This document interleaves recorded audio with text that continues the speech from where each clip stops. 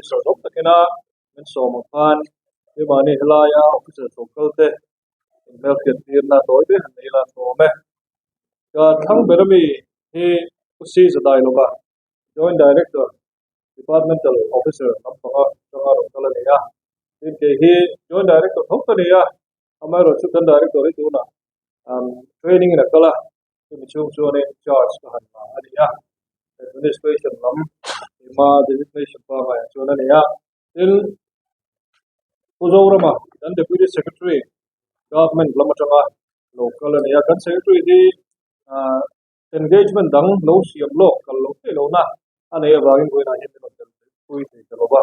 koi te ne in ado le ne public la lo puya dan deputy director ane ya MCS officer ho ne ya supplies lampang kai hoi bing sak tu he ane ya ina saklai mi he purem lala kan minister PS ane ya purem lala hi Mizoram civil service officer ho ne ya sai tu wala tangin DC office pa ro su umen January thaka the minister role tan kui turin minister office joining report okane kan thopui de ne wano ma chu kan soibek seng lo ngai bai la kan deputy director pakati bom kui kha aumen mokati do ba amar chu nakina lo program chata ka lo chu cho be se bono ta ka de mi tha ne lo se cho me a kha chalai lo ko spend me lo me se hole lo me when ya hian media meet ma sabera ka som bu chu food ministry food civil supplies and consumer affairs ministry poi mota kan en kol sowania when ya press meet kan ma chon na ma sabera hian ramtana fiat du in neite rodna in neite in thaku mi lova sei lang turin zona tepo chang thei lo nga ti lam phoi song khang ai tu lo bula hong taka ti ho kuya som bu chewani hoinia pressure au ki chi di karon siama abu cha zo kha data poimo a detail taka ka tho pui te na an buat sai ania a pe khat zo kha ke mana ministry ka en kol tum da then khat awai chon je se ni lo ba kha karon buat sai da na ni kami a pe khat zo ka khan bu tan ni la thome सरकार omchan le mo puna chu mi puite ne na service thatak pek le mi puite ta na o samna siam sakhiania kan state sugare sunka thakal pui mek dan chung chang hi media lamte ne in potlang ta soi ho ri turin ka sia media tol na kangen thal ani pakhat na ration card enfel national food security rules march sami som paruga taka reserve state in kan pan taka tagin tun din puna ration card nei chu ko loi ni serious sangru zathum somruk pani omin chuda chuan mi hring loi som pakat siruk sang sari somni pali kan meka heng te hi kat eng kat pol kat var tin kan then ani pani na national food security akian Mizoram state tan mi hring loi sari sangruk zahi som ko paruk thun min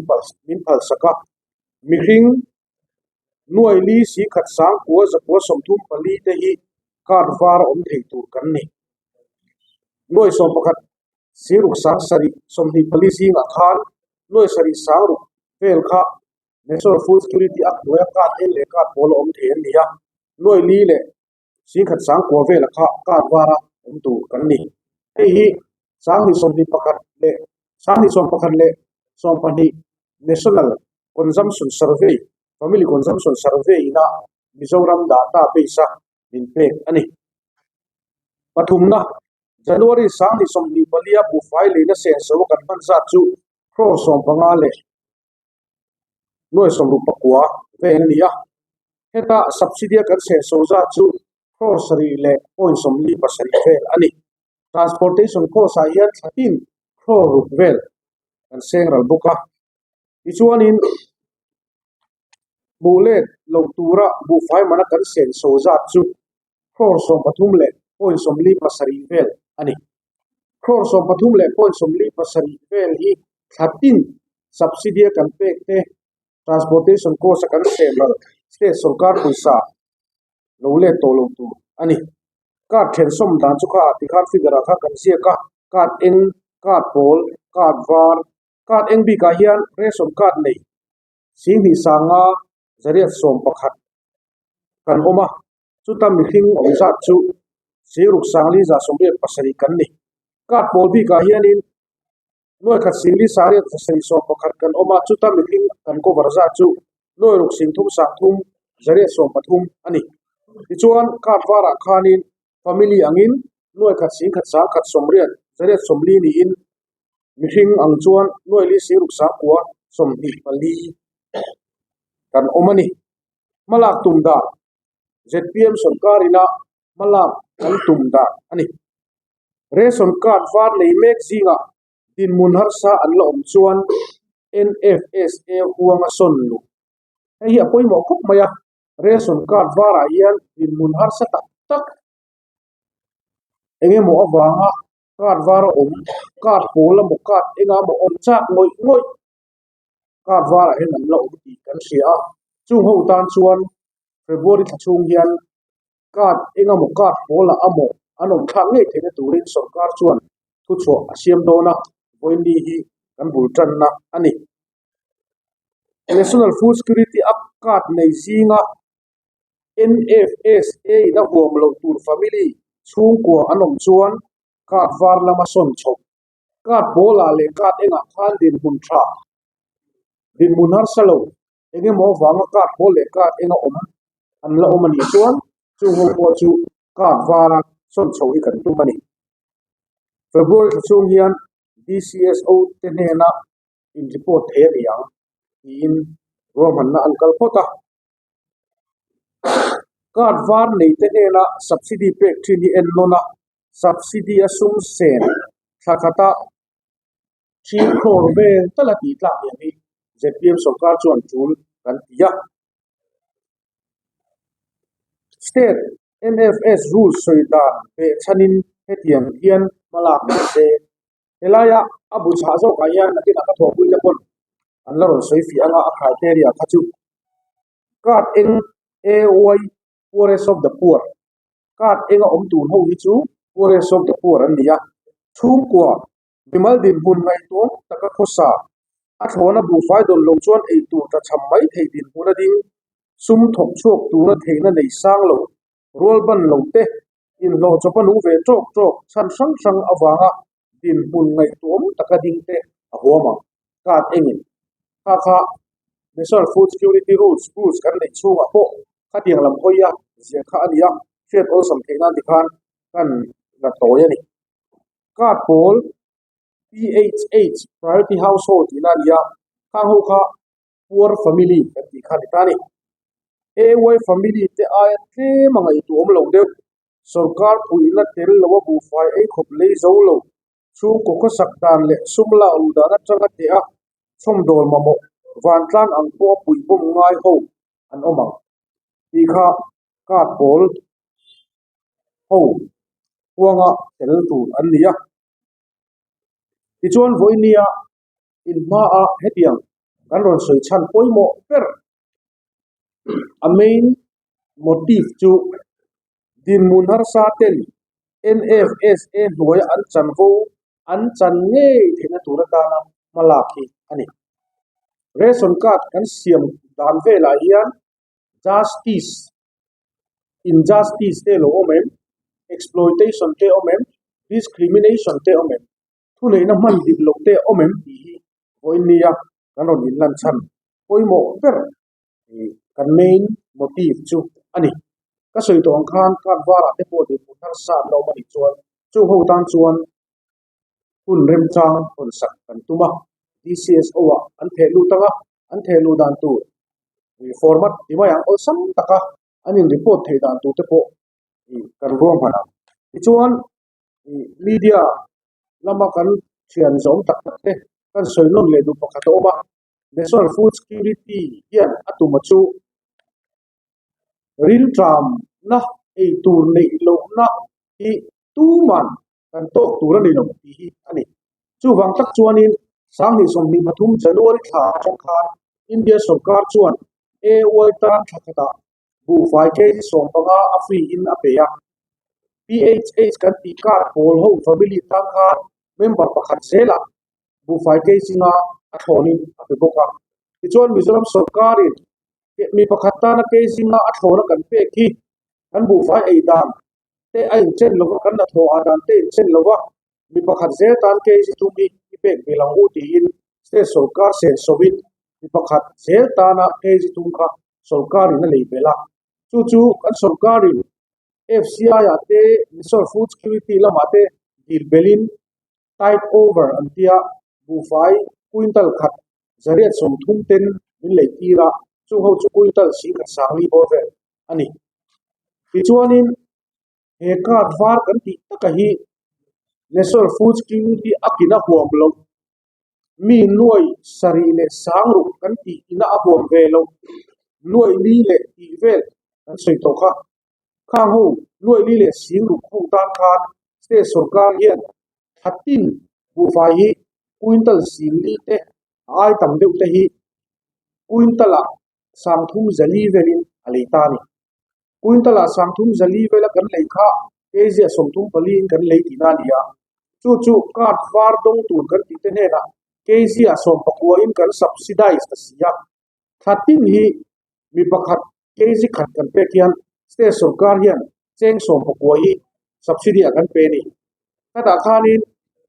transportation cost ala tello zui le ta hala transportation cost ne pe chuanin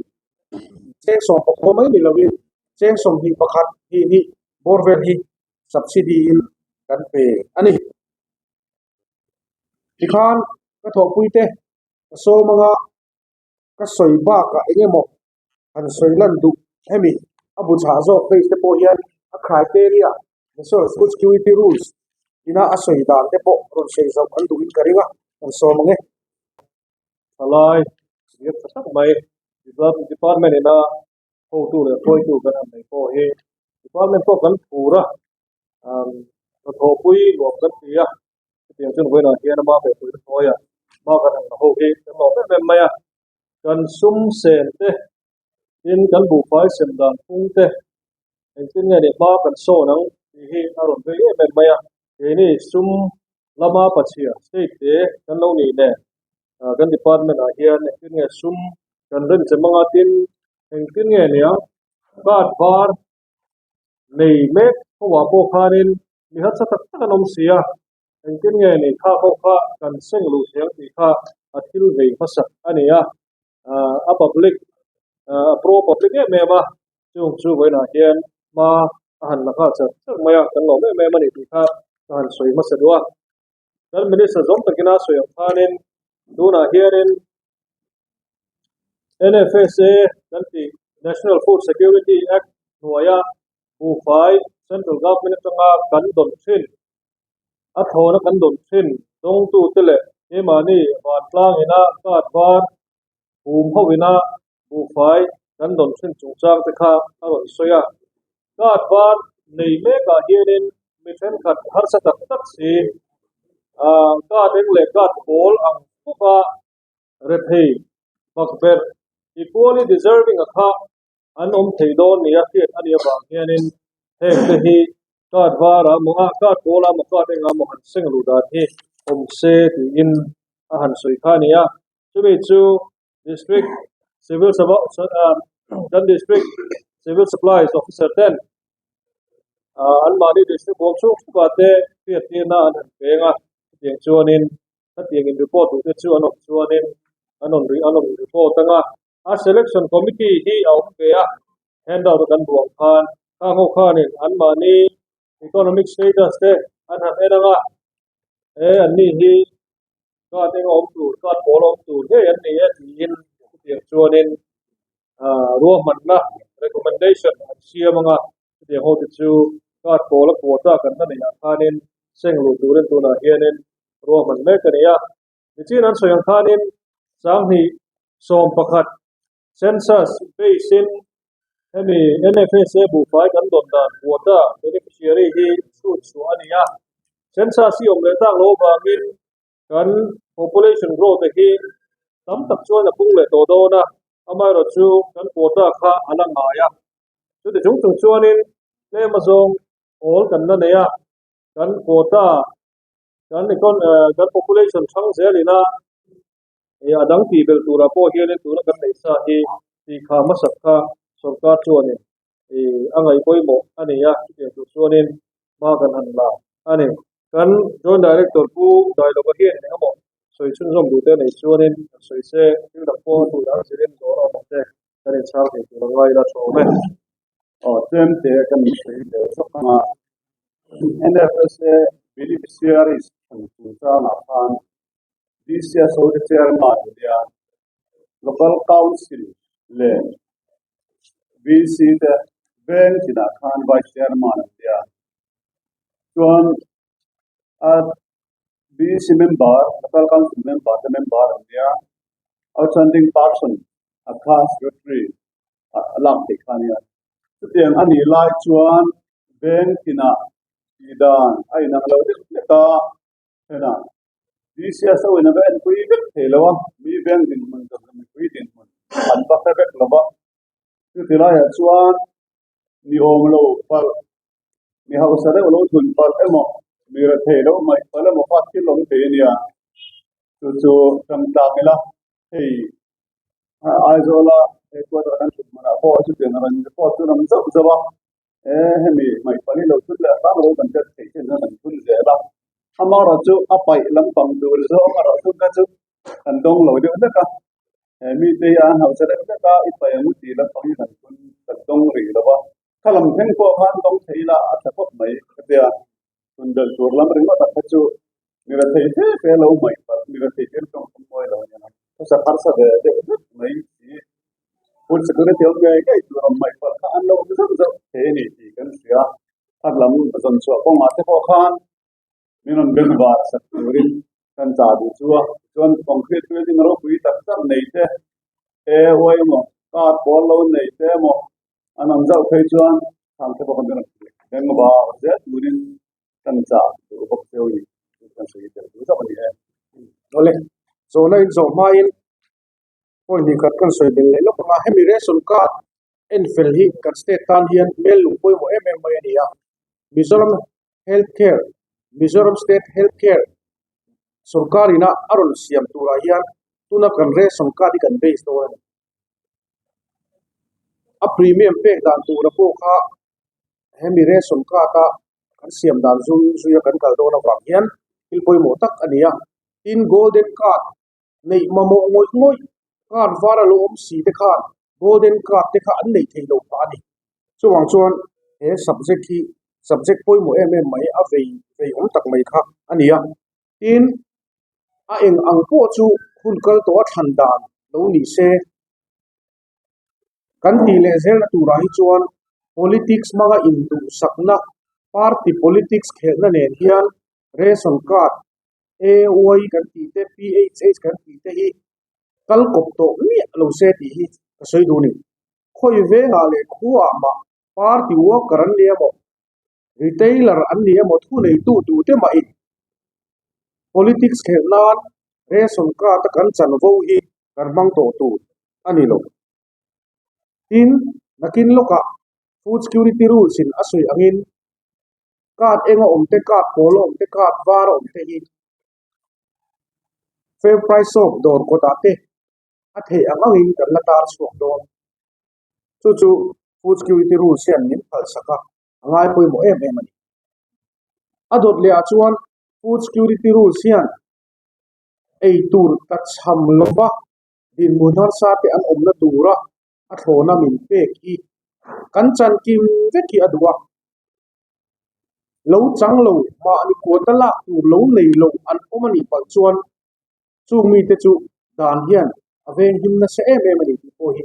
boi ni hian soi du ni